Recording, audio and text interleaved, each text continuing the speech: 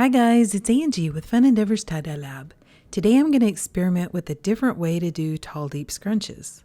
I saw this one out on a Facebook group called The Process of Ice Dyeing, and it was done by someone named Karis Burton.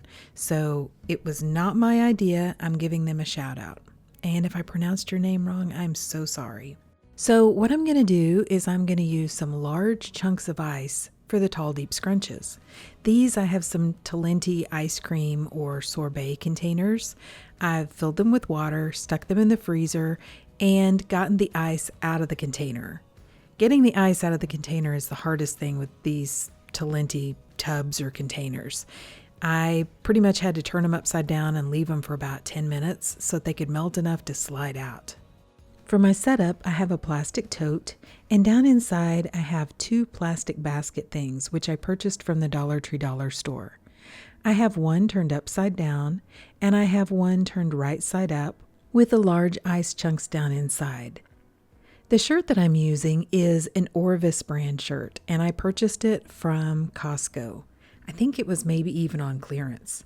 It's a 55% linen and 45% rayon shirt. I've gone ahead and left the shirt buttoned up, and when I actually apply the dye or place the shirt down inside of this container, I'm going to turn it over and I'm going to place the front of the shirt down and have the back of the shirt facing up. I kind of like the dye flow on whatever portion of the shirt for tall deep scrunches is facing down. So normally I like to make the front of the shirt what is facing down. I'm using 3 of the larger chunks. And then I also have some larger ice cubes, which I made just in a silicone ice tray. I'm going to use some of those underneath the shirt as well. I'm going to use these larger ice chunks to hold some of my scrunches in place. I'm also going to place some of the ice cubes that are a little bit larger in some of the folds on top and underneath the shirt. I'm hoping that the ice cubes and the large ice chunks are going to add some dimension to the shirt. I use these Talenti containers, but you can use anything that you want to make large chunks of ice with. You know, I make a lot of large chunks of ice for the gravity dyes, and when I saw that someone had used them to make tall deep scrunches, I thought that was a brilliant idea and thought I would give it a try. Okay, so now I'm going to place some regular bagged ice over the top of the shirt. So for this shirt, I thought I would try a new dye which I just received. Amanda from Dalula Co sent me Grape Blossom, and I thought I would use it on this shirt. I've already done a color swatch of it, and it's really pretty.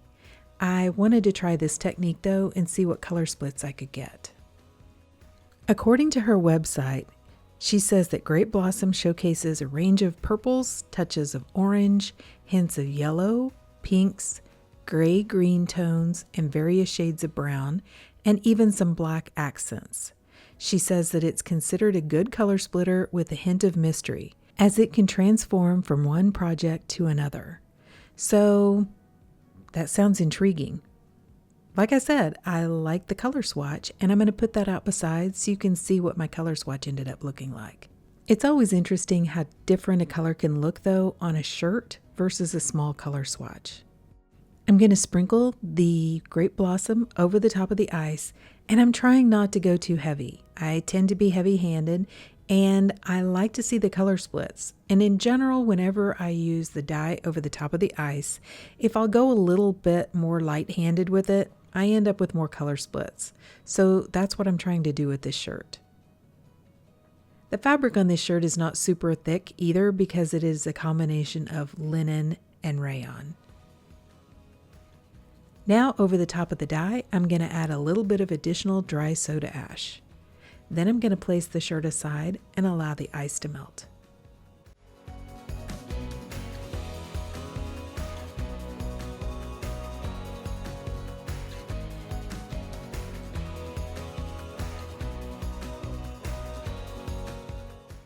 After the ice melted, I placed the lid on this plastic container and I placed it outside where it could get a little bit warmer. I left it outside for about 24 to 36 hours before I began rinsing it.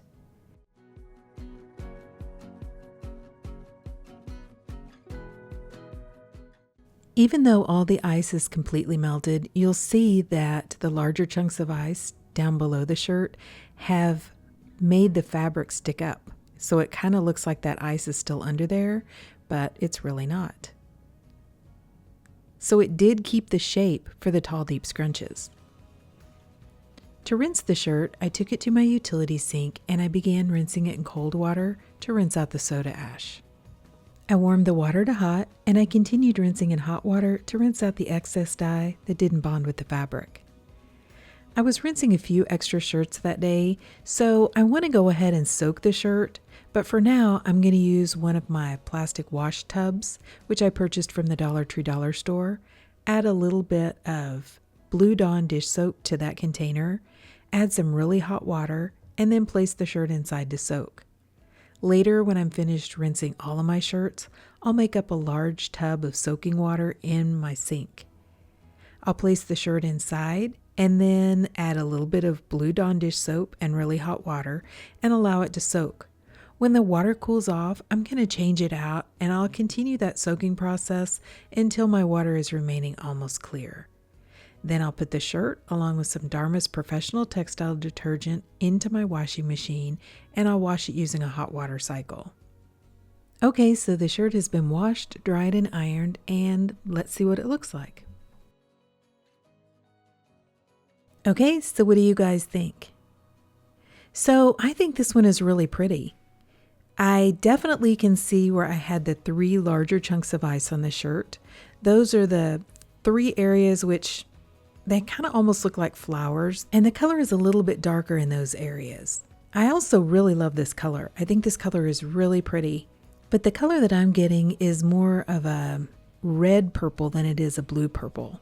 When I look at Amanda's website, she has more blue purple in her color swatch that she has out on the website. I do have some of the blue purple in the shirt, but the overwhelming color for me is more of a red purple. I also have a lot of really pretty kind of taupey shades, I do get some of the hints of black with this one, some grays, I don't know, even kind of some greenish hints. It's a really pretty color. On the back of the shirt, I did end up with a couple of little spots of kind of a fuchsia color. And remember, the back of the shirt is where I actually applied the dye. So those are some speckles which came out of the dye. They're up toward the top of the shirt, like toward the neck of the shirt. I've included them in some of the close-up photos of the back of the shirt. As far as the technique goes, I think this worked out really well. I do like using the ice to make the tall, deep scrunches. I think that worked out great. And I do think, based upon what I see on this shirt, the shape of your ice probably makes a difference in the shape of your tall, deep scrunches. And I think that would be something fun to experiment with. So overall, I really love this shirt. I love the color and I love the technique. And I'm going to have to experiment a little bit more with both of those.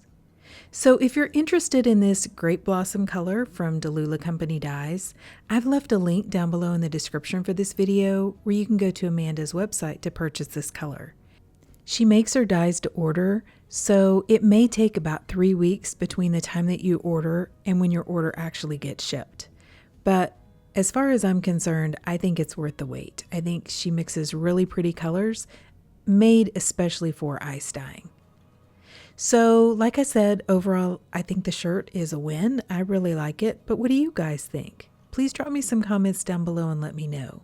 And if you've enjoyed watching the video, I sure would appreciate it if you would like it and if you'd subscribe to my YouTube channel. If you hit the bell, you'll receive a notification whenever I upload a new video. Thank you all for watching, and I hope you have a great day.